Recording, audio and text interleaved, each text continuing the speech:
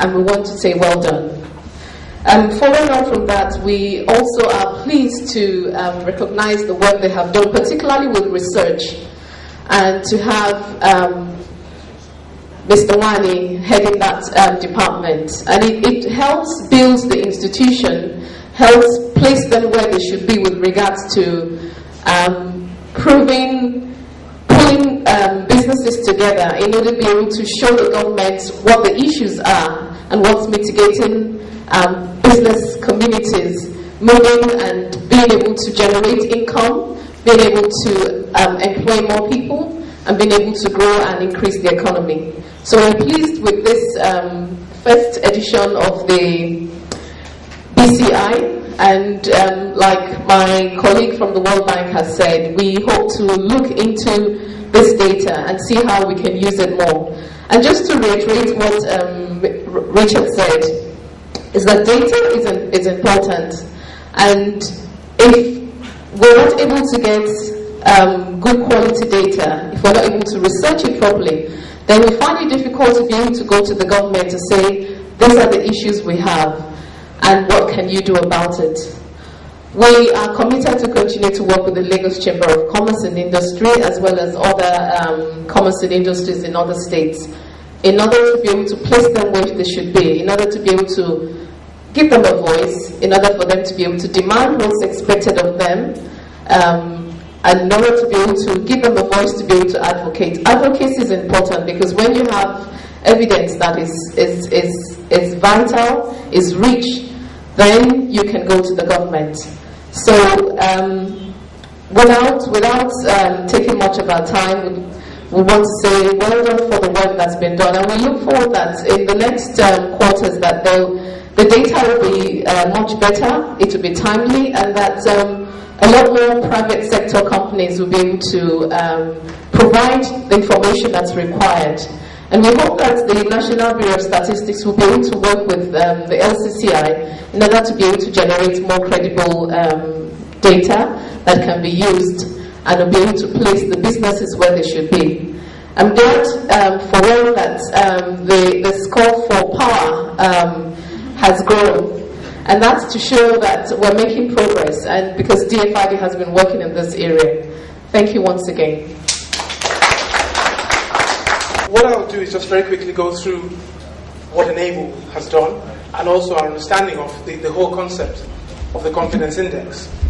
I think the first thing I would say is that whatever gets measured gets managed. If you're able to get a better feel for what the economy is doing, what business leaders think, then it's much easier to manage it. So for that reason, the confidence index is very useful. It's a barometer of what businessmen think. It gives you a mood, as the gentleman from the CBN said, Dr. Modi. It's a mood of what business leaders are thinking in terms of moving forward, what happens next. So it's very useful. Now, going back to the issue of advocacy, Enable has worked with LCCI as a star partner. LCCI is one of our star partners, and I can say that anywhere, any day. We've worked hard with them. They've been very responsive, and for us, it's a real achievement that they're now moving forward to the level where they're launching a business confidence index, the first in this country, that looks at what is happening, what business leaders think now, and what they think in terms of what's going to happen in the future. So for us, it's very useful. It's a very useful start. And what we hope to see, as Richard and Oge have said, is that we look at the methodology, we look to expand it, we look for more partners to work with LCCI, and the confidence index becomes the main indicator for this country in terms of what businesses do. It then improves, of course, how LCCI does more advocacy. At that point, I think I'll leave it for now. Thank you very much. And please identify yourself and make your contribution very briefly. I don't know whether Mr. Adeliji, Lagos State Government, will have the first opportunity to speak. Thank you very much, Mr. President. There is no doubt that the BCI is a barometer for business operators to know what obtains, within the quarter. And I would say this is a furtherance and consolidation of the advocacy role of LCCI. No doubt you've been a champion of businesses operating in Lagos State and beyond, and your research and the outcome of this is a further testimony that you are indeed the premier and the famous Chamber of Commerce and Industry in Nigeria. You have continued to set the standard, and I'm very sure that with this you are really consolidating your position. And you are indeed helping government, the federal and the state government, and especially Lagos State government, in allowing businesses or business operators to know where they will direct their resources to within the first quarter. And when they have an insight into doing this, definitely the information will provide a good management decision for them in knowing what to do. So once again, and on behalf of the Honorable Commissioner, I express the appreciation of the state government in this direction. Then, in the course of the presentation, Mr. Guani mentioned series of government agencies that are inhibiting business operations in the state. Well, let me say this, that we have created a platform where His Excellency himself will interact with business operators.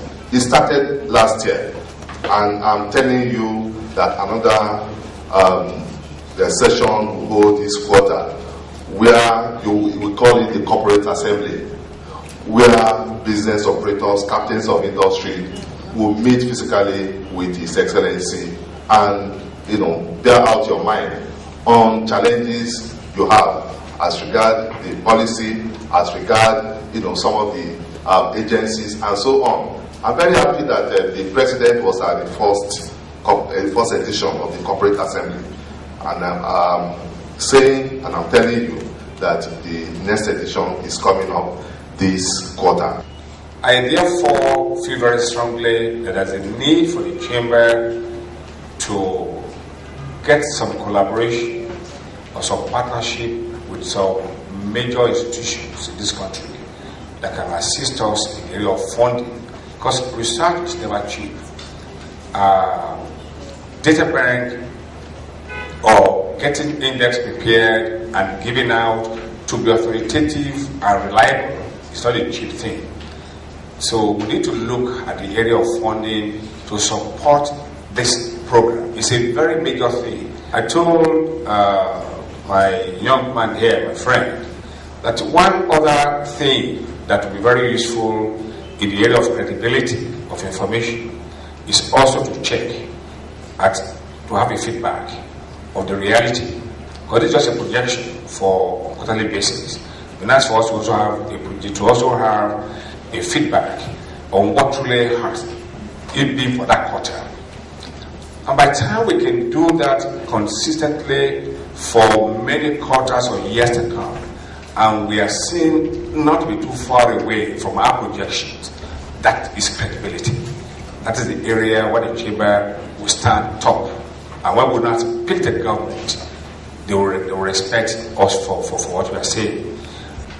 I can't say and I cannot do more than my president has already done. And of course, the speaker, he's done extremely well. So I want to use another card as chairman of Economic and Statistical Group of NASIMA. Now, what is really happening? Why apparently figures from NBS and other different agencies don't always agree? Take for instance, in 2006, the census for the country was given, and Lagos was now said to be less than Kano. The previous session before them, the previous census before them, Lagos was more than Kano. And yet, at that time, Jigawa State was part of Kano. Please, Mr.